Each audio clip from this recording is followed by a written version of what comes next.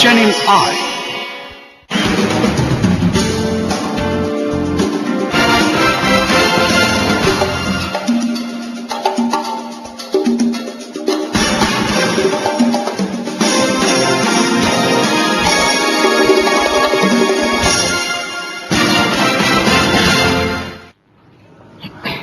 সংবাদ পর্যালোচনা ভিত্তিক নিয়মিত আয়োজনে প্রিয় দর্শক, আমন্ত্রণ আপনাদের সবাইকে। পত্রিকায় যে সংবাদগুলো প্রকাশিত হয়েছে সেখান থেকে নির্বাচিত কিছু প্রসঙ্গ নিয়ে আমরা আলোচনা করব।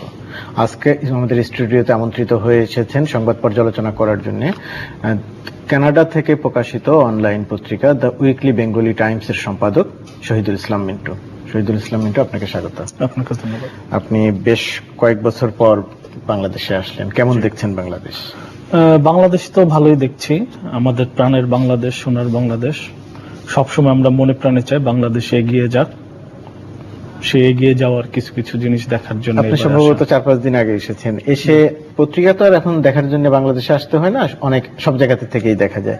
বাংলাদেশের কাগজগুলোতে যে সংবাদ শিরোনামগুলো থাকে, আপনারা দেশে থেকে এখন পড়ছেন, বিদেশে থেকে পড়তেন, এই বিষয়গুলো নিয়ে আপনাদের প্রতিক্রিয়া কি? আমাদের তো খুব ইতিবাচক ঘটনা আমরা খুব বেশি সংবাদপত্রের পাতায় আনতে পারি না।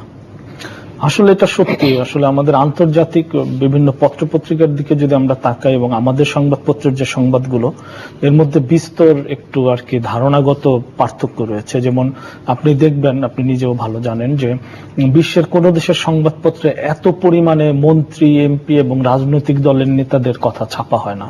রাজনৈতিক কর্মসূচির সংবাদ এত ব্যাপক আকারে কিন্তু প্রকাশ হয় না, যেটা আমাদের দেশে হয়। অধিকাংশ সংবাদগুলোর বাইরে যেটা থাকে, যে জনগণের কথা, সম্ভাবনার কথা, ফিচার, আমাদের ধরেন যে বিষয়গুলো নিয়ে মানুষ ভাবতে পারে, মানুষকে একটু সতর্ক করা, যেটা আমরা সংবাদপত্রের ভাষায় বলতে পারি এক্সক্লুসিভ নিউজে ঠাসা থাকে পত্রিকাগুলো। সেক্ষেত্রে আমাদের পত্রিকাগুলো অনেক বেশি বক্তব্য নির্ভর।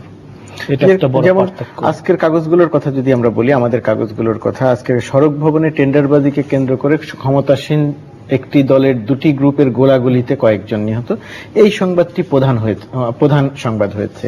আবার স্বপ্ন দেখানো কথা যদি বলি, ভবিষ্যতের বাংলাদেশ, ভবিষ্যতের পৃথিবী কেমন হবে, সেই চিত্রটা কেমন হবে, এমন একটি চমৎকার বক্তব্য রেখেছেন ডক্টর মোহাম্মদ ইউনূস। তো সেই সংবাদটি অধিকাংশ কাগজে অনেক কম গুরুত্ব পেয়েছে, কোনো কোনো কাগজে ভেতরের পাতায় ছাপা হয়েছে, কিন্তু এই সন্ত্রাস গোলাগুলির খবরটি প্রধান হয়েছে। এটি আপনি দীর্ঘদিন প্রবাসে থাকছেন, কানাডাতে থাকছেন, এই বিষয়টা আপনার কাছে কি মনে হয় এই জায়গাটা? আমি আপনাকে বিশেষ ধন্যবাদ জানাই, কারণ আমি নিজে এই কথাটি আপনাকে বলতে চেয়েছিলাম যে আজকের পত্রপত্রিকা, আমি কয়েকটি পত্রিকা দেখেছি, কোন কোন পত্রিকা খুব গুরুত্বের সাথে এই সংবাদটি ছেপেছে। যেমন আমি যদি নাম বলি, প্রথম আলো এবং মানব জমিন।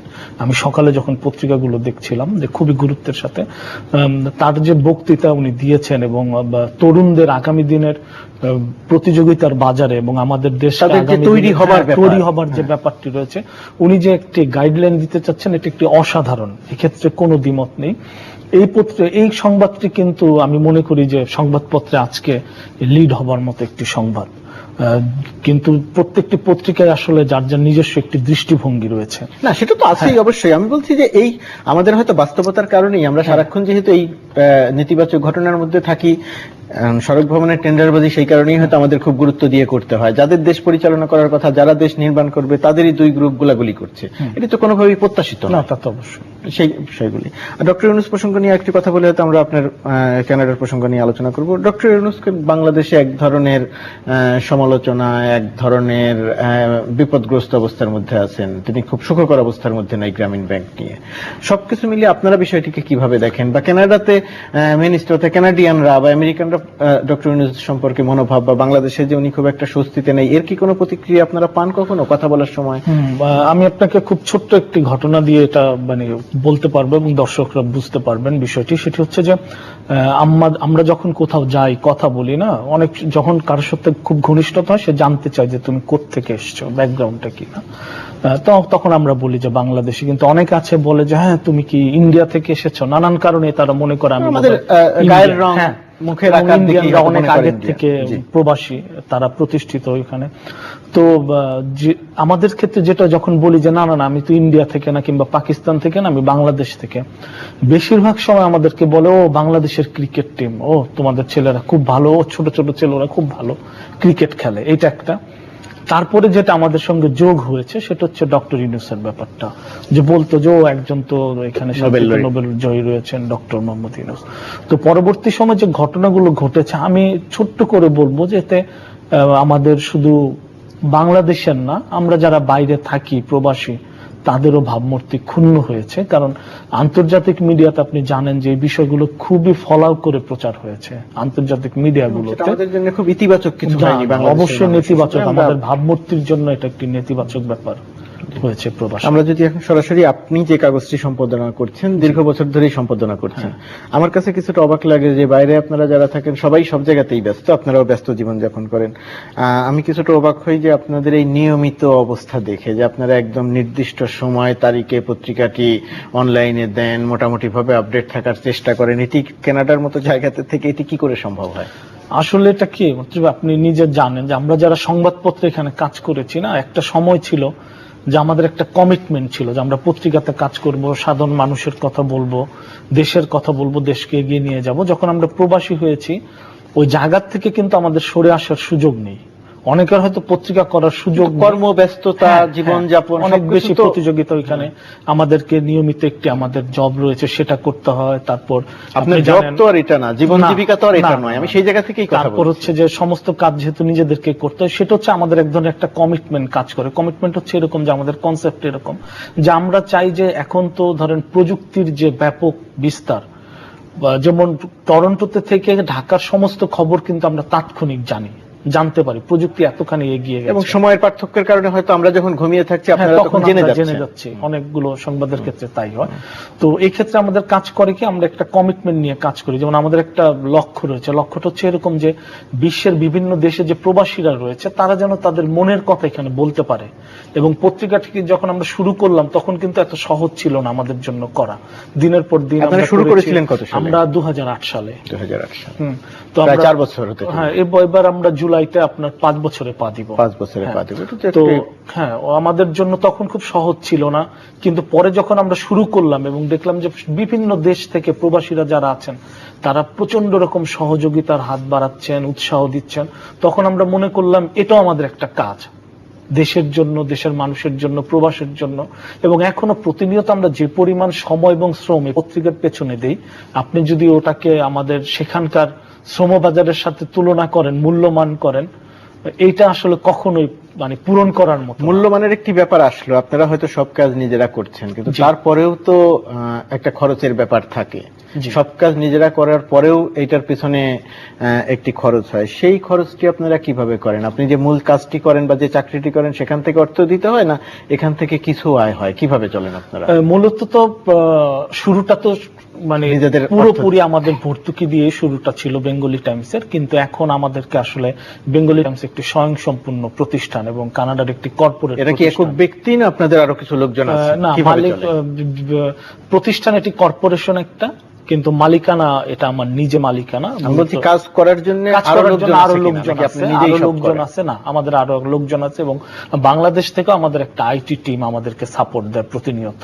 সেক্ষেত্রে আমি যেটা জানতে চাইবো যে তাদেরকে কি আপনার পে করতে হয় নাকি তারা আন্তরিকতার সঙ্গে বা ভলান্টারি? আমাদের যারা টেকনিক্যাল কাজগুলো করেন প্রত্যেককে আমরা পে করি, কিন্তু আমাদের এখানে কিছু আমাদের শুভাকাঙ্ক্ষী উপদেষ্টা রয়েছেন, অ্যাডভাইজার রয়েছেন, যারা নিয়মিত লেখেন, কলাম লেখেন, আমরা তারা হচ্ছে আমাদের সঙ্গে, আমরা বলতে পারি তারা হচ্ছে আমাদের এক ধরনের কন্ট্রিবিউটর এডিটর, সেই হিসাবে তারা কাজগুলো করে। এখন এই বেঙ্গলি টাইমসকে আপনারা কোথায় নিয়ে যেতে চান? এর দিয়ে হ্যাঁ আপনারা বাঙালি কমিউনিটি বা বাংলাদেশের মানুষদের এক ধরনের প্রতি এক ধরনের দায়বদ্ধতা থেকে কাজ করছেন যেটি বললেন, ভবিষ্যৎ পরিকল্পনা কোথায় নিয়ে যাবেন? ভবিষ্যৎ পরিকল্পনা যেটা হচ্ছে আসলে আমরা যেটা চাই, আমরা মূলত মনে করি যে প্রবাসীদের এখন একটা সময় এসেছে যে প্রবাসীদেরকে একই প্ল্যাটফর্মে আসার, সেটা যে কোনো কিছু হতে পারে, এমন একটা প্ল্যাটফর্ম হতে পারে যেখানে আপনি বলতে পারবেন যে আপনি কি বলতে চান, হ্যাঁ, যেখানে আপনি আপনার মনের কথাগুলো বলতে পারবেন, সেরকম একটি জায়গা তৈরি। আমরা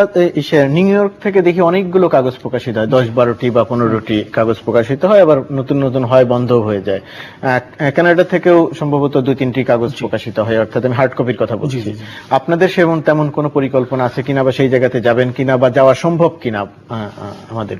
আসলে হার্ড কপি খুবই একটা কঠিন একটা বাস্তবতা আমাদের নর্থ বর্তমান আমেরিকার পৃথিবীতে আরো কঠিন হয়ে যাচ্ছে। আরো কঠিন তো হচ্ছে প্রতিযোগিতা অনলাইনের সঙ্গে। আর নর্থ আমেরিকার বাস্তবতা যেটা বড় হচ্ছে, আমাদের বিপণনটা খুব আমাদের জন্য খুব কঠিন, কারণ একটা প্রভিন্স থেকে আরেকটা প্রভিন্সের দূরত্ব অনেক বেশি, একই সময় পত্রিকাগুলো ডিস্ট্রিবিউট করা এটা খুবই ব্যয়বহুল। এবং আমেরিকাতে একটা আমাদের বড় বাজার রয়েছে পত্রিকার জন্য, বিজ্ঞাপনদাতা প্রচুর পরিমাণে বাঙালি আপনার কমিউনিটির সংখ্যা অনেক অনেক বেশি বেশি না আমেরিকাতে এবং লন্ডনেও যদি আমি বলি অনেক বেশি। সে তুলনায় কানাডাতে নয়। কানাডাতে যারা আমাদের সেখানে পত্রিকা প্রকাশনা করেন খুব কষ্ট সংগ্রামের মধ্যে দিয়ে তাদেরকে করতে হয়, কিন্তু তারপরে যে বললাম যে কমিটমেন্টের প্রশ্ন, যেমন এখন আমরা চিন্তা করছি যে নতুন যে প্রজন্ম রয়েছে আমাদের সেখানকার, তাদের বেশিরভাগই হচ্ছে বাংলা কিন্তু তারা পড়তে পারে না। তো তাদের কথা মাথায় রেখে এবং যারা সেখানে প্রবাসী রয়েছে তাদের কথা মাথায় রেখে আমাদের একটি পরিকল্পনা চলছে, একটি আপনার হার্ড কপি প্রকাশনা করার, যেটা কানাডার একটি বড় প্রকাশনা সংস্থার সঙ্গে আমরা করব। ইতিমধ্যে আমাদের কথা হয়ে গেছে এবং আমরা নামও ঠিক করেছি, নাম হবে বাংলা মেইল। বাংলা মেইল, হ্যাঁ। কানাডার একটি বড় প্রকাশনা মানে কি? কানাডার কোন পত্রিকা তার সঙ্গে যৌথভাবে এরকম কিছু? বেসিক্যালি একটা মিডিয়া হাউজের আমরা সাপোর্ট পাচ্ছি, আমরা সাপোর্টটাই বলবো। কারণ তাদের একটি পলিসি রয়েছে যে বিভিন্ন এথনিক পত্রপত্রিকাগুলোকে পৃষ্ঠপোষকতা করা নানান কারণে। কারণ আপনি জানেন যে কানাডা হচ্ছে এমন একটি দেশ যেখানে বিভিন্ন শ্রেণী, বিভিন্ন বর্ণের, বিভিন্ন দেশের মানুষের বসবাস, এবং বলা হচ্ছে যে 2025 সাল বিশেষ করে টরন্টো শহর থাকবে এশিয়ানদের দখলে, এরকম একটি কনসেপ্টের কথা এখনই বলা হচ্ছে মিনিস্ট্রিম থেকে।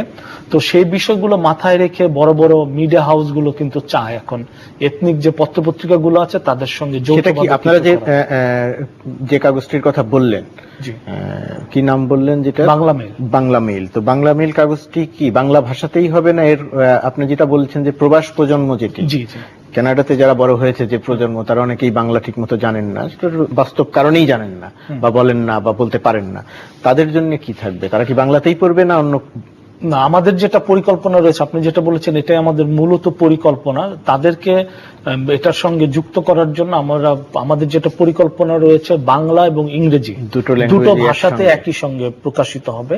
এবং আমাদের মূলত ওই পত্রিকাকে ঘিরে টার্গেট হচ্ছে যাতে তাদের সরাসরি অংশগ্রহণটা থাকে। আপনার উদ্যোগটি শুনতে খুব ভালো লাগছে। এটা কি স্বপ্নের পর্যায়েই আছে না বাস্তবের কাছাকাছি আছে? এটা আমাদের বাস্তবের কাছাকাছি বলতে গেলে আমরা ইতিমধ্যে গুছিয়ে ফেলেছি আমাদের সব কাজ। সবকিছু যদি ঠিক থাকে কানাডাতে ফিরে গিয়ে আমরা এটি প্রকাশনা। খুবই ভালো উদ্যোগ, আমরা অগ্রিম শুভেচ্ছা জানিয়ে রাখি আপনার এই কাজে।